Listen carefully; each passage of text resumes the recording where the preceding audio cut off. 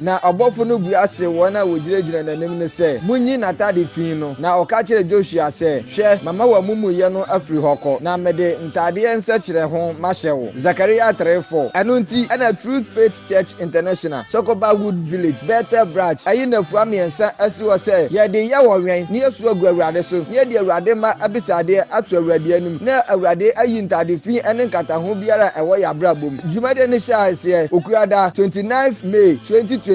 ekosi efiada 31st May 2024 jumade ne eba so ewo Truth Faith Church International Sokobawood Village Bethel Branch efie ho no ma jumade ne be sha ase anwumre no ndu biara ekosi ahomache no miensa na sofupani a jumade esi ne naso aye Evangelist Prophet Jacob Bechi Ashanti West Regional Head of Evangelism ntibabi a wo biara on the 29th May 2024 entrance to anamona for ani chiremu ewo Truth Faith Church International Sokobawood Village Bethel Branch nabra ni anwen yesu nwurade so se open chiremu bi a frɛ 0243819756 0243819756 3 days powerful watch night my spiritual garment of victory 3 days powerful watch night journey to a new destiny.